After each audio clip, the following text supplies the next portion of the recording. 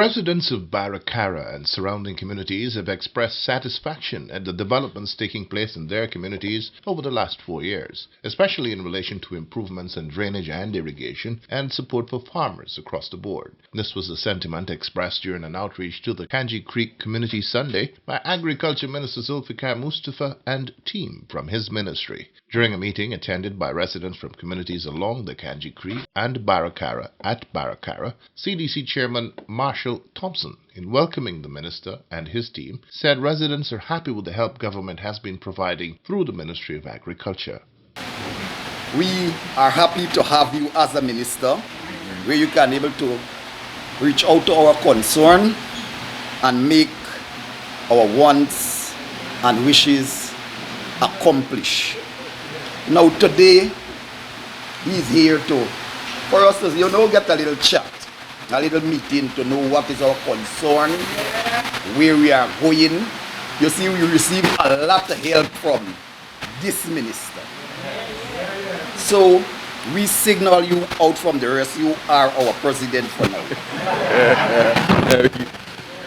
Yeah, the last time we meet, I said, I wish you could be the next president for Guyana because I know we would be in good hands.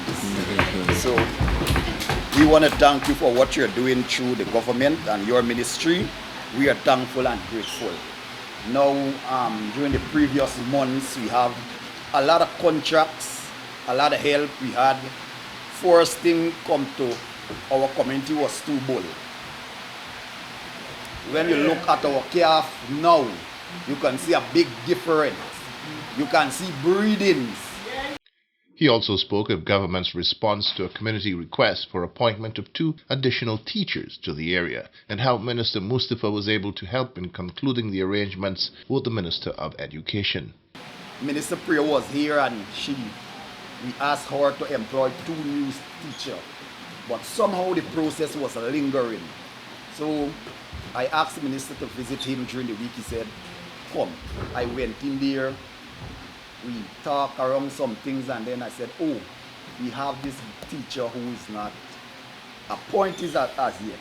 Right away, he went on his phone, called Minister Priya, and on the spot, Minister Priya made her arrangement, and by time an hour, Vanessa had her appointed letter. So we must say a big thank you and a big shout out. Assisting us to get the new teacher, Ms. Vanessa Montoot. Please stand that the minister can see you. As is usually the case during his outreaches, Minister Mustafa allows for residents of the various communities to first air their concerns on issues affecting them, and the BARACARA outreach was no different. One resident, Glenton LaFleur, told the minister that weather patterns have been creating challenges for them as farmers. He said it is 130 acres of land they have for cultivation purposes, and currently they need tubes to assist water to get 2 miles inland. LaFleur also noted the need to cultivate both long-term and short-term crops and called on the minister to assist with planting material. He said they would be grateful if the ministry could assist with 30,000 plantain suckers. He also noted the need for a drying facility, noting that on occasions they had to dump plantains because of a lack of markets. That facility, he pointed out, would assist the farmers to add value to their produce. The community also wants to extend its ginger and turmeric production and took the opportunity to ask for assistance. Mention was also made by some for assistance to get into rice production. In his response to the issues raised, the Agriculture Minister said government remains committed to ensuring that all agricultural lands along the Kanji River will be restored to their productive best, as promised by His Excellency President Dr. Irfan Ali.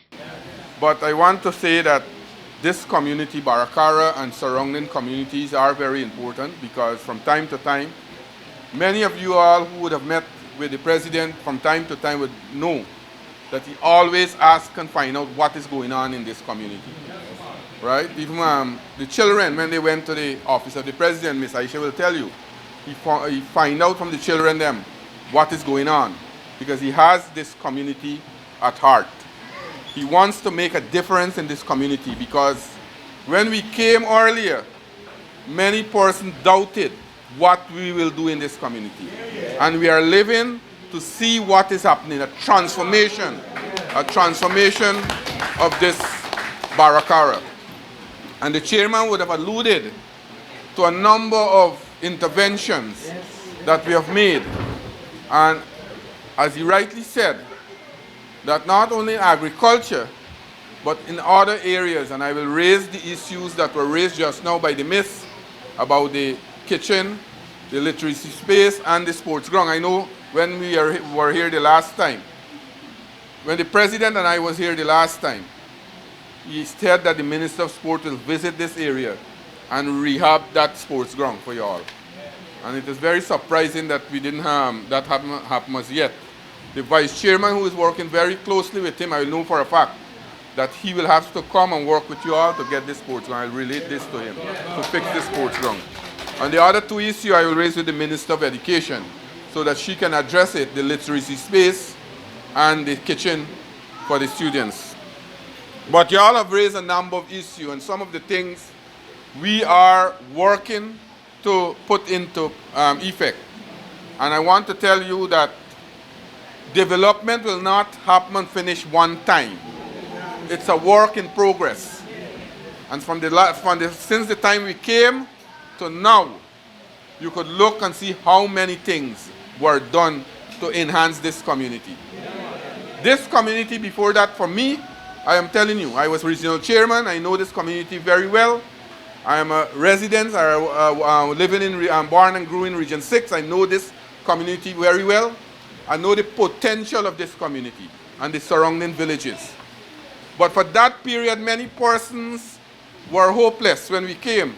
Their farms were taken over, no irrigation, animals were dying out, crops were dying out, there were no facility, and we working, and we said we will try and work together to develop this community.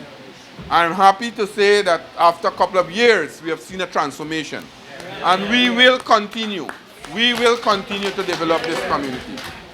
Minister Mustafa, in outlining government's plans for the area, said that soon there will be an all-weather road from number 52 Village Quarantine and number 58 all the way to the Kanji Creek, allowing for quicker commute out of the creek, movement by road instead of slow boats. What we are doing, we are trying to develop an all-weather roads from number 58 right on to the Kanji Creek. And number 52 coming on, because we already do half of those areas, right? At number 66, I think we did the road up to the Fowler Canal, right? Now, Dennis, how far the road is from number 58? Up to the Seaford Canal. But we are working overtime because we want to open up all the lands. We want to open up all the lands. And when you come through, when we just came through, I came through 52 just now. And I drove all the way to Manarabizi pumps. The pumps there. And we just took the boat from Manarabizi, and it's 20 minutes to reach here. 20 minutes I took to reach here. You see the distance? So I know this area very well. I was just finding out if we come out straight here, we could reach to Crabwood Creek. Crabwood Creek and the quarantine. So these are the things we have to explore. So we can't only go on the old things, what we foreparents used to do. Yes, all of us want to go to New Amsterdam. But the whole country is transforming. Yes. The same kind of facility that exists in New Amsterdam is on the different parts of the quarantine. The same kind of facility you can access. So we have to change and be more innovative. More innovative. Let me tell you all something. And you all are looking at this innovation that I'm talking about. You want to change the way you are doing things now than you just do it before. When you used to produce all those produce also, you never had all these facilities like canals and things like that. We used to depend on the weather and plant our crop, get a bountiful harvest, and take it out to the market. But now the times are changing. We're having climate change real now. When we used to have 5 and 6 inches of rainfall in 3 months, we're getting that now in a day. When we used to have regular rainfall, we're getting dry weather for a prolonged period. What's how long rain fall? Rain is due to fall now. but we are not getting the rain. Just before July last year, or July this year, we had a prolonged dry weather again. And it's very bad for our crops. And that is why we have to be more innovative. And if you want innovation in farming, you must bring innovation in your life. Improve your life. Change the way you have been doing things. And that is what we are promoting. So this morning, as I said, that I want, first of all, to extend on behalf of His Excellency the President. He always have this community at heart. Bring greetings on behalf of him. He is here. He wants to know what this morning, before the Remembrance Day, I spoke to him. And I told him that I come in Kanji Creek, and he said, let me express on his behalf that he will visit you all shortly, that he will send greetings, and he wants to know how you all are keeping. The minister said youths who have left BARACARA and wish to return to take-up farming can now depend on government support in doing so. This was among the issues raised by residents. In other cases, residents made requests that were in the works and about to be executed. The young people in this community, if they want to come back, we can facilitate that from the agriculture perspective. Because today young people don't want to do what our foreparents and what you are doing. They want to change the face of agriculture. They want to do agriculture in a more modern way. They want to do it in a more innovative way. And they want to do it in a less labor-intensive way. Easier work they want. Right? Easier work. That is why what we have done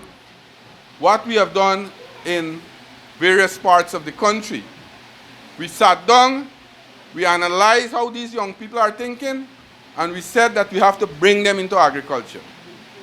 And they have to be, the sector has to be attractive before they can come in. How we can attract them? So we form a company that we call the Agriculture Innovation Entrepreneurship Program, that the President formed. In different parts of the country, we are making these people shareholders, these young people. At the end of the year, they produce, and the profit that they make, we are giving them dividend so that they earn their own money. They earn their own money. So we can start that program in Kanji Creek here.